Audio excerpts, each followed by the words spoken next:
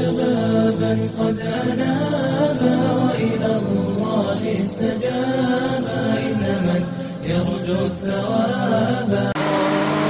وہ غزوہ تبوک کا مشہور واقعہ ہے کہ غزوہ تبوک سے پہلے حضور نے چندہ کیا کہ بھئی مال اکٹھا کیا جائے، جہاد کے لیے جانا ہے، اللہ کے راستے میں مال خرچ کرو.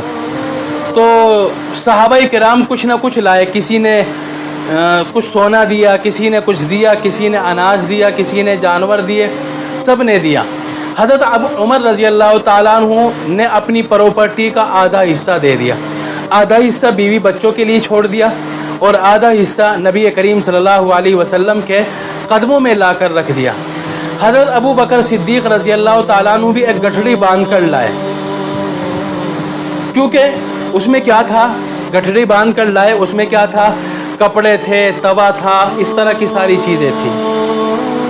حضرت ابو بکر کا اس زمانے میں تھوڑا سا کام اور کار مال کے اعتبار سے حالت تنگ چل رہی تھی.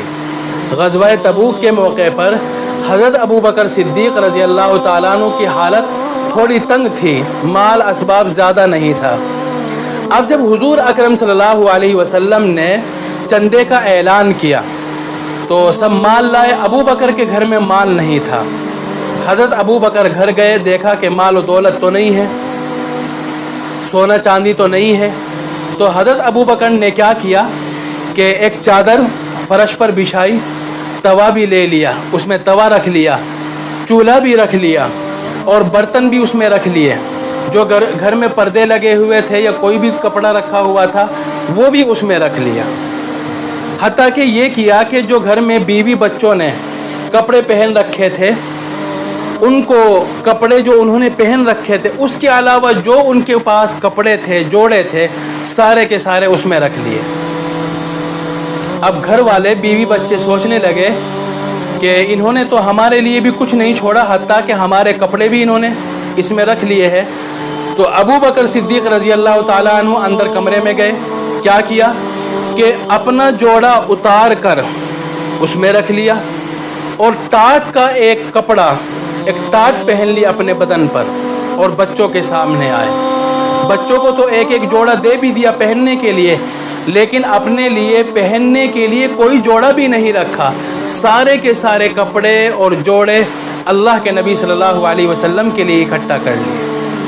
اب حضور کے دربار میں پہنچے، بدن پر ٹاٹ کا لباس پہنا ہوا ہے. تو حضور نے دیکھ کر پوچھا، ما ابقیت لاہلک، تم نے اپنے گھر والوں کے لیے کیا چھوڑا ہے؟ تو اللہ کے نبی حضرت ابو بکر صدیق رضی اللہ تعالیٰ عنہ نے فرمایا کہ ابقیت لہم اللہ و رسولہ، میں نے اپنے گھر والوں کے لیے اللہ اور اس کے رسول کو چھوڑ دیا ہے. یعنی میرے گھر میں تنگی نہیں ہے، میں غریب نہیں ہوا ہوں، میں گھر کا سامان لانے کی وجہ سے تنگ دست نہیں ہوا، غریب نہیں بنا. اگرچہ میں گھر سے سارا سامان اکٹھا کر کے لے آیا، لیکن میرے گھر میں بڑی دولت ہے، اللہ اور اس کا رسول ہے. تو حضرت جبرائیل بھی فوراً تشریف لے آئے، حضرت ابو بکر کے پیچھے کھڑے ہو گئے. حضرت جبرائیل کے بدن پر بھی ٹاٹ کا لباس ہے. تو حضرت جبرائیل نے حضور اکرم صلی اللہ علیہ وسلم سے فرمایا کہ اللہ کو حضرت ابو بکر کا یہ خرچ کرنا اتنا پسند آیا کہ اللہ نے آج سارے فرشتوں کو حکم دیا ہے کہ ابو بکر کی اتباع میں سارے کے سارے ٹاٹ کا لباس پہنو. تو آج سارے فرشتوں نے ٹاٹ کا لباس پہنا ہوا ہے.